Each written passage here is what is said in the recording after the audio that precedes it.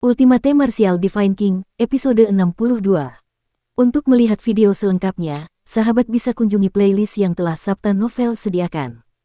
Yuk mari, kita berimajinasi bersama dan masuk ke alur ceritanya.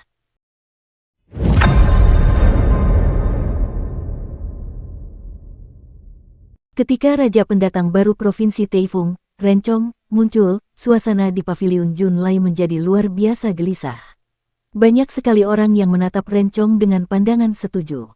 Namun, pada saat ini, Rencong menatap Chu Hen di depannya dengan ekspresi jenaka. Nada suaranya penuh dengan ejekan, terutama ketika dia mengucapkan kata-kata, "Si jenius hebat Chu," yang sangat menusuk telinga. "Apakah aku mengenalmu sebaik itu?" Jawab Chu Hen dingin. "Tidak familiar, tidak familiar." Senyum sinis muncul di sudut mulut Rencong. "Tapi aku sudah lama mendengar tentang perbuatan Chu si ajaib." Saat itu, dia mencoba menganiaya seorang gadis muda di kota hujan berapi. Dan di seluruh kota kekaisaran, hanya rumah bela diri bintang surgawi yang menginginkanmu. Apa? Mencoba menganiaya wanita muda? Begitu dia mengatakan ini, semua orang tidak dapat menahan diri untuk menatap Chu Hen.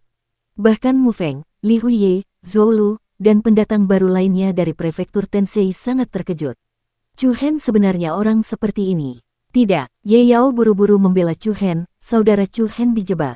Masalah ini sudah diselidiki. Saudara Chu Hen dijebak. Suara lembut itu tampaknya tidak berarti apa-apa di alun-alun yang luas ini. Namun bagi Chu Hen, suara ini sangat hangat. Rencong masih tidak menanggapinya dengan serius. Dia menoleh ke samping dan berkata kepada Ye Yu, "Adik Ye Yu, tidak peduli apapun, kita berasal dari tempat yang sama. Mengapa kamu tidak menyapanya saat kamu melihatnya?" Ye Yu mengangkat kelopak matanya sedikit dan melirik Chu Hen dengan acuh tak acuh. Dia berkata dengan acuh tak acuh, "Aku tidak mengenalnya dengan baik, tidak ada yang perlu dikatakan. Saya tidak begitu mengenalnya." Itu hanya beberapa kata sederhana, tetapi penuh dengan penghinaan. Ekspresinya yang acuh tak acuh adalah bentuk ketidakpedulian total. Meski begitu, Chu Hen masih bisa merasakan sedikit rasa iba dari pandangan acuh tak acuh pihak lain. Benar sekali, sungguh disayangkan. Chu Hen tidak hanya ditolak oleh Provinsi Taifung, tetapi dia juga ditolak oleh hampir 30 rumah bela diri tingkat tinggi berturut-turut. Akibatnya, dia hanya bisa bersembunyi di perguruan tinggi tingkat bawah seperti prefektur Tensei. Ini seperti rasa kasihan yang dirasakan para bangsawan terhadap para pengemis di jalanan. Terlepas dari betapa Chu Hen telah mengejutkan semua orang dan mengalahkan Liu Xiao di Flaming Rain City, Chu Chen belum mampu mengalahkan Liu Xiao. Tapi sekarang, Ye Yu dan Chu Hen berdiri di dua tingkat yang berbeda. Terlebih lagi, banyak orang tahu bahwa jenius terkenal dari Provinsi Taifung, Wei Qingfan, sedang mengejar Ye Yu. Rangkaian aura unggul ini membuat Ye Yu memandang rendah Chu Hen lagi. Disayangkan, sebuah kata yang bahkan lebih menyakitkan daripada simpati. Chu Hen menatap dingin ke arah wajah Ye Yu yang acuh tak acuh.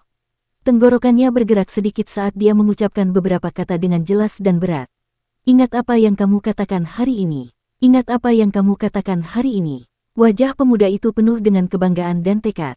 Ye Yu bersikap seolah-olah dia tidak mendengarnya. Dia sombong seperti seorang putri yang dikelilingi orang-orang. "Kakak Chu Hen." Ye Yao menggigit bibir merahnya dan bergumam pelan.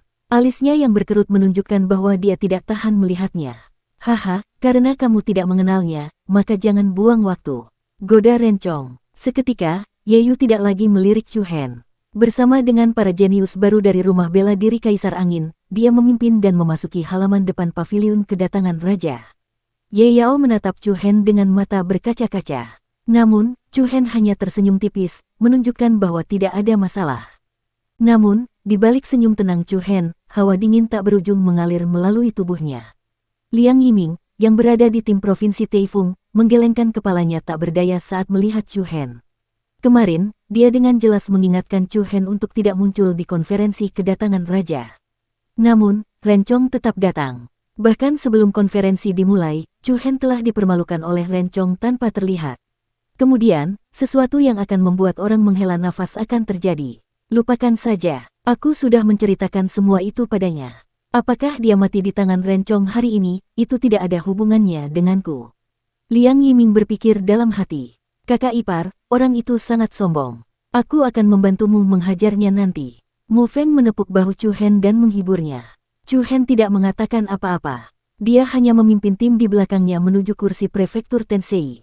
"Senior Mu Feng, Rencong berada di level ketiga dari alam pembukaan elemental. Li Huiye mengingatkan. Ekspresi Mu Feng membeku sesaat. Kemudian, dia terkekeh dan berkata, kalau begitu, aku akan mengirimmu untuk menghajarnya. Aku percaya pada kemampuanmu. Kalau aku bisa mengalahkan Rencong, apakah aku masih perlu berdiri di sini? Sebelum konferensi kedatangan bintang dimulai, Prefektur Tensei telah menerima serangkaian pukulan. Yang membuat orang-orang merasa tidak berdaya adalah bahwa kursi para siswa Prefektur Tensei sebenarnya berada di sudut. Sebenarnya tidak banyak orang yang mengagumi Prefektur Tensei. Kemunduran beruntun itu menyebabkan penonton yang tadinya percaya diri, yang datang sambil mengangkat tangan dan bersorak keras, tiba-tiba kehilangan rasa percaya diri. Mereka semua bagaikan terong beku, lesu. Kursi sekolah Bright Moon. Aku tidak menyangka bajingan itu benar-benar berani datang, kata Hesian sambil menatap Chu Hen dengan ekspresi garang dan dingin. He Chao yang berada di samping, tersenyum acuh tak acuh dan mengusap dagunya dengan tangan kanannya. Bukankah ini yang kita inginkan? Hehe kakak, nanti kamu harus menyiksanya dengan benar sebelum membunuhnya. Hehe, He Chao tersenyum tanpa berkata apa-apa, tetapi cahaya jahat bersinar di matanya yang dingin.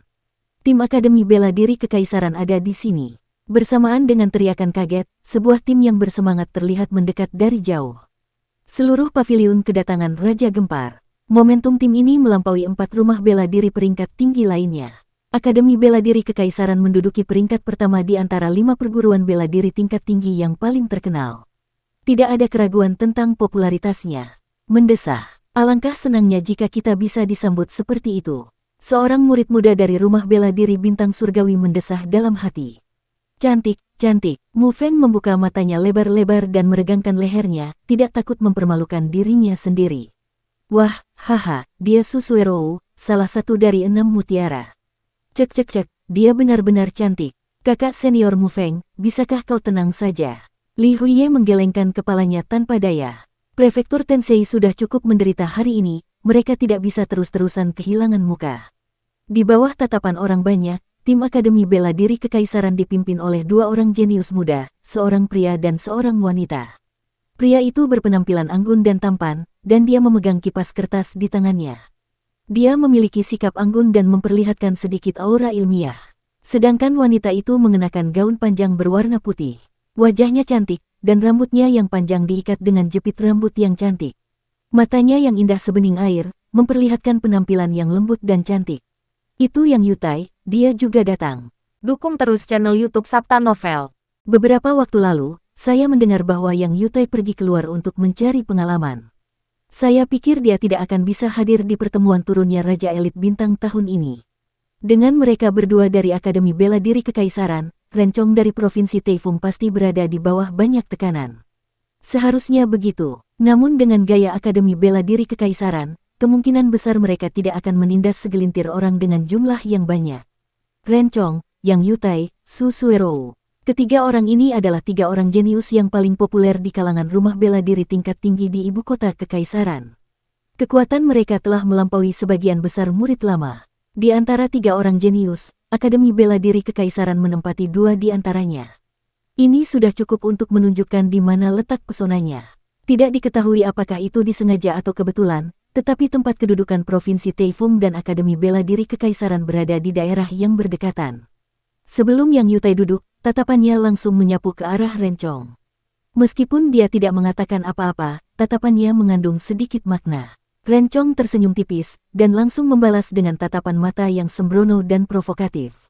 Tidak peduli kapan, para jenius yang terlalu memukau akan tanpa sengaja memulai konfrontasi. Di sisi Prefektur Tensei, Mu Feng sudah berdiri di kursinya, dan bahkan setengah kakinya hampir berada di atas meja. Li Huiye, Zhou Lu, dan murid-murid Prefektur Tensei lainnya semuanya berwajah muram. Mereka semua berdiri jauh, takut dianggap gila oleh yang lain. Selain Mu Feng, hanya Chu Hen yang tetap acuh tak acuh. Dengan provokasi Rencong dan sikap Yeyu, mustahil untuk mengatakan bahwa Chu Hen tidak memiliki perubahan suasana hati. Tetapi orang yang paling dibenci Chu Hen adalah orang yang bersembunyi di balik layar, yang mengira bahwa dialah yang memegang kendali atas segalanya.